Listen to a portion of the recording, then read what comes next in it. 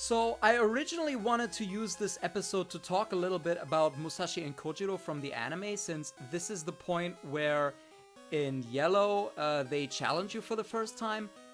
But I changed my mind. I want to go back to last episode's topic once again, because you know the interview that I quoted last time, where Junichi Masuda said that they tried to have all the names as far as they could the same in Pokemon X and Y, and that's a statement that doesn't exactly line up with the facts. Well, there's a reason for that, because, well, you know how I'm making this entire Let's Play criticizing Nintendo of America's localization of this game? Well, if they can't translate games right, then what makes you think they're any better at translating interviews? Yep, I looked up the Japanese version of that interview, and it turns out that line was mistranslated. What Masuda literally said was that they had to put in all the different names into the game in every country. Now, what I think he means by that is that since X and Y were the first games to be multi-language on the same cartridge, that meant that every Japanese name, every English name, every German name, every whatever name is present on every single copy of the game worldwide. The problem with that is that they had to make sure that none of the names infringed on any copyright laws in any country. This is what he meant by those put to the task really struggled.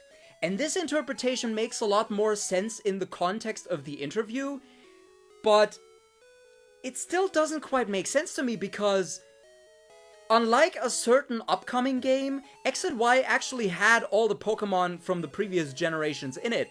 So if they now all of a sudden have to pay attention to international copyrights, but they never had to before because it was just the names were just in that one version of the game, then how is it okay for them to just put in all the Generation 1 through 5 Pokemon in Generation 6?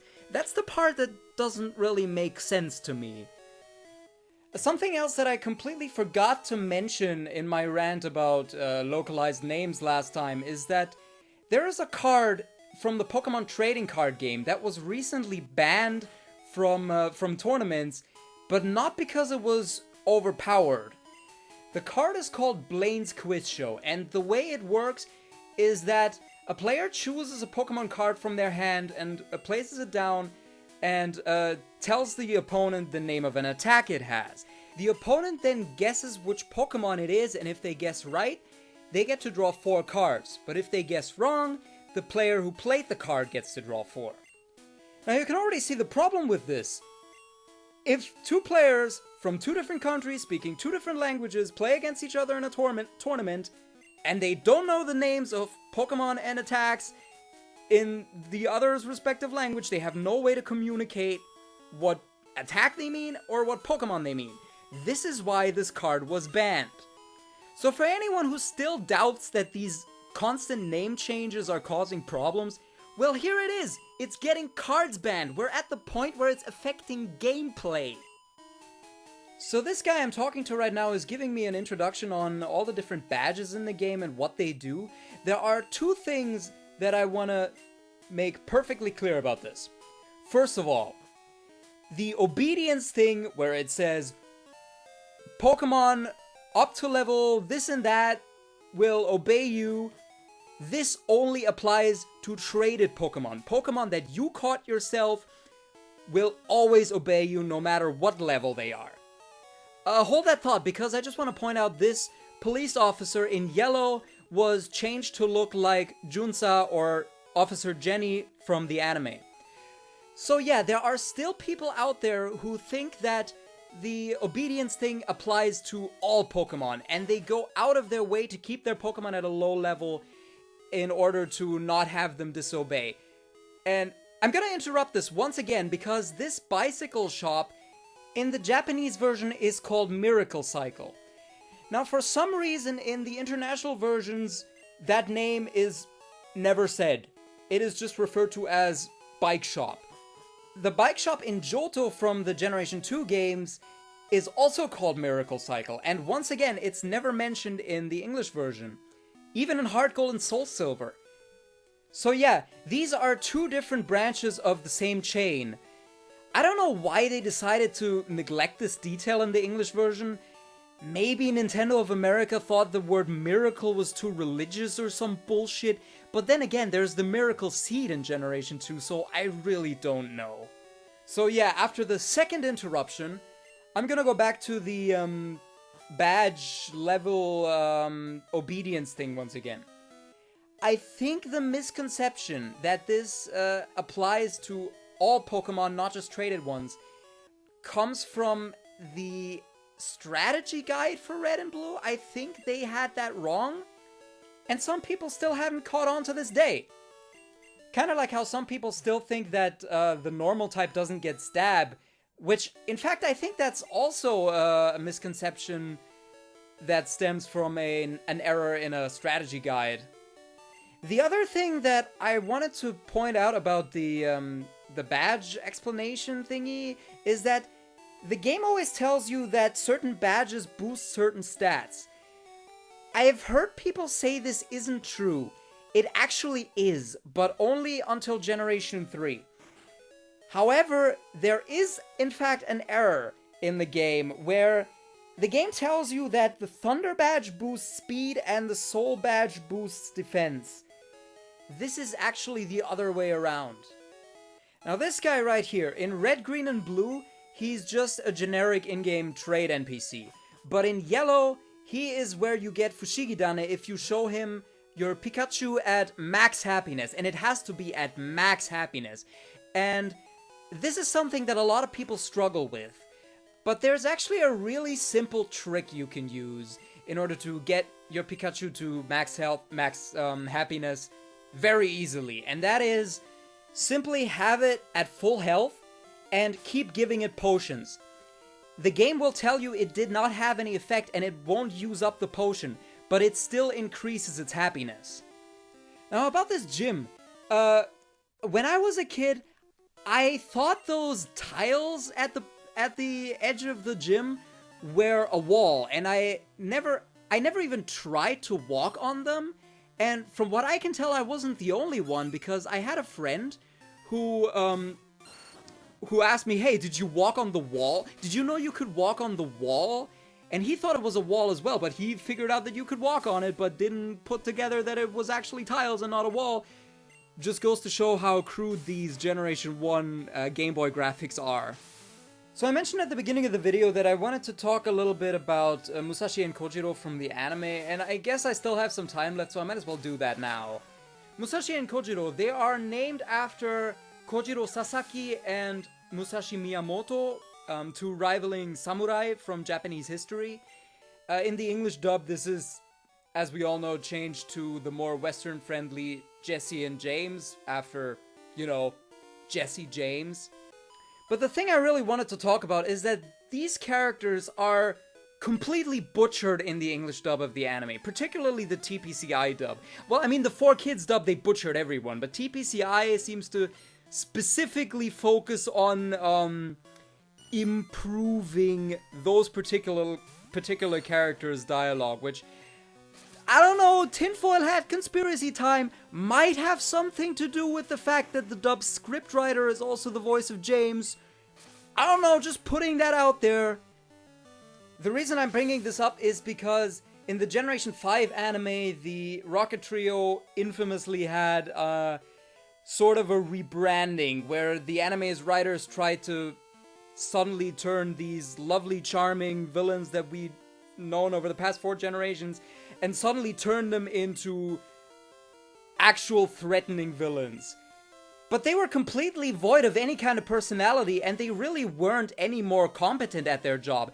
Except the difference is that before, they were incompetent because they were specifically written to be incompetent for comedic purposes, but now they're just incompetent because the good guys are supposed to win and the writing isn't good enough to pull that off, with the villains actually being good at what they do.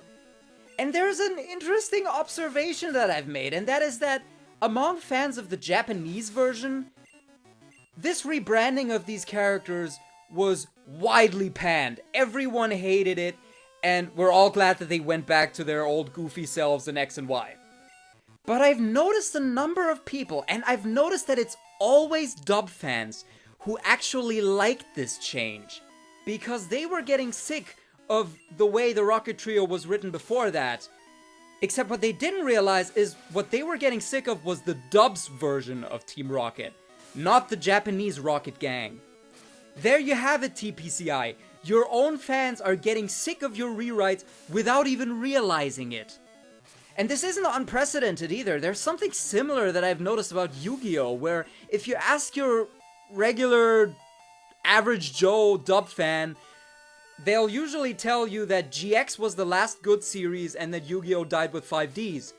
But among sub-fans, GX is considered one of the worst, and 5Ds is considered the second best after Duel Monsters by a lot of people. The only reason dub fans really like GX that much is because the dub wasn't as bad as Duel Monsters and 5Ds.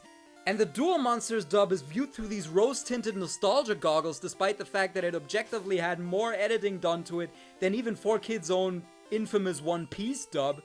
So the only reason 5Ds is so hated is because its dub is that much worse than the GX one, and it doesn't have the nostalgia value that Duel Monsters has. So I guess the moral of the story is, never judge an anime if you've only seen an edited dubbed version.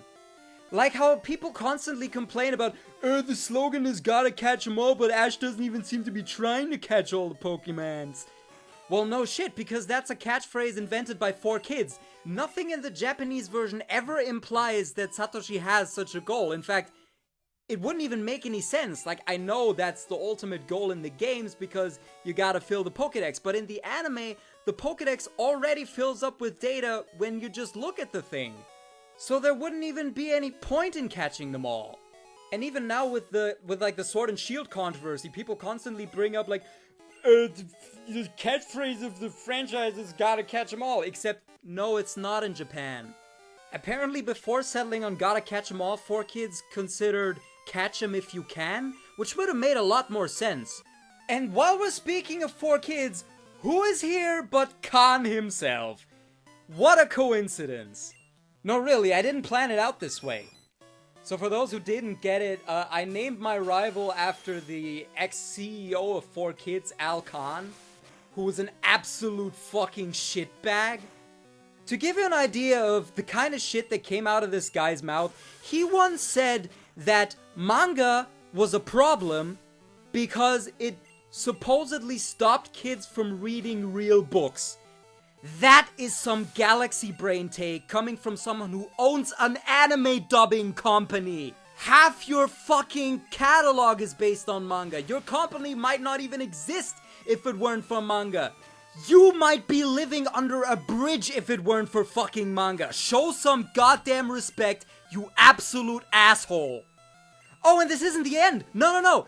Kahn is out there complaining about how kids don't read enough. Meanwhile, what does his company do? They edit anime and edit out any instance of text, whether it's Japanese, English, or even made-up languages specifically created so they don't have to edit it. So, what you're telling me is, kids don't read enough, and we're gonna fix this by censoring the concept of text. Yeah, absolutely flawless logic right there. And this isn't the only galaxy brain take he said like this. No, he said absolute stupid shit like this all the fucking time. Dogas's backpack has like a whole page of just quotes from him. That's fucking hilarious. But I'm gonna end this right here, and maybe some other time I'll go back into ripping him his third asshole, I guess.